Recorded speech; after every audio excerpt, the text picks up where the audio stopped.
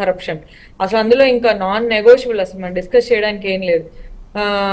And దాని ద్వారా ప్రభుత్వానికి ఆదాయం, ప్రైవేట్ సెక్టర్ కి మనం లైసెన్స్ ఇచ్చిన ఆదాయాలు వస్తాయి కదా. ఇప్పుడు ఎన్నో ప్రైవేట్ సెక్టర్ పాలసీస్ ఎనేబుల్ చేసే పాలసీస్ తీసుకొస్తున్నారు. ఇప్పుడు మరి ఆదాయం రాదా?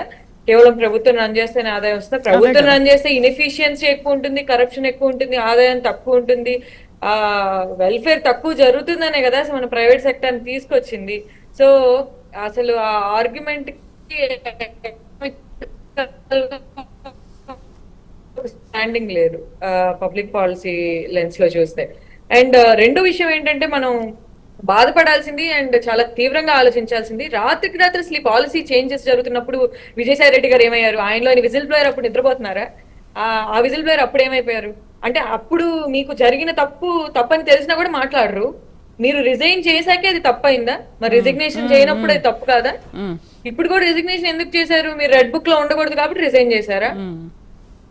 సో మీ మీద ఏ కేసులు ఉండకూడదు, సో మీకు ఎటువంటి రిస్క్ ఉండకూడదు కాబట్టి మీరు ఆ పార్టీ నుండి రిజైన్ చేశారు. సో రిజైన్ చేసాక ఒక్కసారిగా అందరు గాంధీ మహాత్ములు అయిపోతారు ఈ దేశంలో. సో అది కూడా కూటమి ప్రభుత్వం నిజంగా ఎంత సీరియస్ గా దీన్ని పర్సూ చేస్తుందని చూపిస్తుంది కదా. సో మనకు ఆ పార్టీలో ఉన్నారా లేదా అనేది సంబంధం లేకుండా ఒక చోట తప్పు జరిగింది అని తెలిసినప్పుడు నిష్పాక్షికంగా వాళ్ళు ఆ పార్టీకి చెందిన వాళ్ళైనా రేపు టీడీపీలోకి చేరితే వాళ్ళ మీద కేసులు తీసేస్తారా? బీజేపీలోకి వస్తే కేసులు తీసేస్తారా? సో మనం ఏ దృక్పథంలో నిజంగా ఈ కేసెస్ ని హ్యాండిల్ చేస్తున్నాము అనేది పబ్లిక్ కి మన మీద ట్రస్ట్ ని క్రియేట్ చేయడానికి హెల్ప్ చేస్తుంది. సో అక్కడ జరిగింది ఏంటి? ప్రొహిబిషన్ అని ఒకటి అనౌన్స్ చేశారు. ప్రొహిబిషన్ నుండి నేషనల్ బ్రాండ్స్ వద్దన్నారు, కొన్ని బ్రాండ్సే కావాలన్నారు. ఆ బ్రాండ్స్ ని సప్లై చేసే వాళ్ళని మాత్రమే గవర్నమెంట్ ఎంపానల్ చేసుకుంది. క్యాష్ లేదన్నారు, సారీ డిజిటల్ లేదు, ఓన్లీ క్యాష్ పేమెంట్స్ అన్నారు. మొత్తం క్యాష్ ట్రాన్సాక్షన్స్ అన్ని జరిగాయి. సో ఇంత జరుగుతుంటే these are large policy shifts. మరి అప్పుడు బ్యూరోక్రసీ ఏమయ్యారు? సీనియర్ బ్యూరోక్రాట్స్ ఎంతో మంది ఇన్వాల్వ్ అయి ఉంటారు, ఎంతో మంది యూనో గవర్నమెంట్ ఫంక్షనరీస్ ఇన్వాల్వ్ అయి ఉంటారు. అంటే ఇంతమందిలో ఒక్కళ్ళు కూడా విజిల్ బ్లోవర్ అయ్యే స్కోప్ లేదా? మరి ఎన్ఫోర్స్మెంట్ డైరెక్టరేట్ ఏం చేస్తుంది? ఇప్పుడు రాత్రి ఎన్ఫోర్స్మెంట్ డైరెక్టరేట్ రావచ్చట ఈ కేసులో ఆంధ్రప్రదేశ్ లో. సో ఎప్పుడైతే సెంట్రల్ గవర్నమెంట్ ఆ పార్టీకి సపోర్ట్ చేస్తుందో అప్పుడు ఆ పార్టీలో ఎంత కరప్షన్ జరిగినా, ఎంత ఓపెన్ గా పాలసీస్ అన్నిటిని వైలేట్ చేసినా ప్రాబ్లం ఏమీ ఉండదు. ఇప్పుడు సెంట్రల్ గవర్నమెంట్ సడన్ గా ఎన్డీఏలో భాగమైంది కాబట్టి ఈ కేసులన్నీ బయటకు వస్తాయి.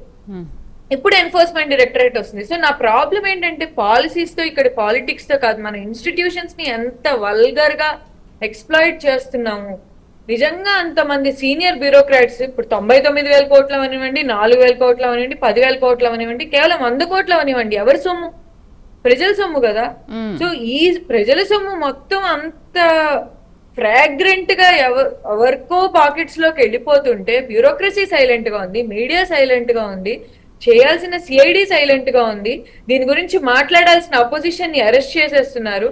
అపోజిషన్ ని అరెస్ట్ చేస్తూ ఒక ఆల్మోస్ట్ డిక్టేటర్షిప్ లాంటి వాతావరణం రాష్ట్రంలో ఉంటే సెంట్రల్ గవర్నమెంట్ కేవలం తన పాలిటిక్స్ కోసం చూసుకుంటూ, తన పొలిటికల్ బెనిఫిట్ కోసం చూసుకుంటూ సెంట్రల్ గవర్నమెంట్ సైలెంట్ గా ఉంది. సో ప్రజలు ఇవన్నీ గమనించలేరు అనుకుంటున్నారా? సో నాకు ఆ ఇన్స్టిట్యూషనల్ వైలేషన్ అనేది మచ్ మోర్ ప్రాబ్లమాటిక్ గా అనిపిస్తుంది. మనం కేవలం ఈ పార్టీ ఏం చేసింది, ఆ పార్టీ ఏం చేసింది అని మాత్రమే మాట్లాడుతున్నాం.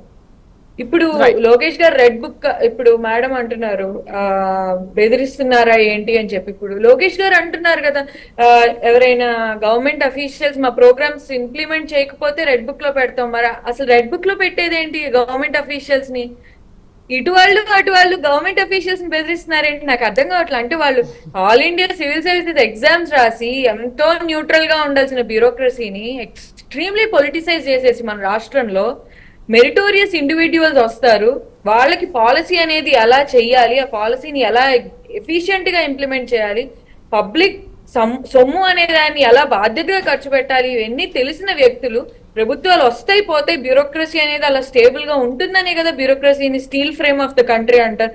సో అంత పటిష్టమైన ఆర్గనైజేషన్ ని ఇటు వాళ్ళు లేదు అటు వాళ్ళు లేదు బెదరగొట్టేసి భయపెట్టేసి కేసులు పెడతామని ఒకళ్ళు చెప్తూ, రెడ్ బుక్ లో మార్చేసుకుంటాం ఒకళ్ళు చెప్తూ, నాకు అసలు this culture of public policy and institutions in Andhra Pradesh, and A party అయినా మాకు సెంటర్ తో మంచి రిలేషన్ ఉంటేనే మేము రాష్ట్రంలో అధికారికంగా ఎదుగుతాము అన్న పరిస్థితిని సెంటర్ క్రియేట్ చేయడం ఎంత దారుణమో చూడండి. సో ఆంధ్రప్రదేశ్ అంతా అప్పుల పాలైపోయింది. Right. ఇవాళ స్వాతి గారు break తీసుకుందాం. ఆఫర్స్. రైట్ రైట్ మరింతగా డిస్కస్ చేద్దాం చిన్న బ్రేక్ తర్వాత. Stay with us.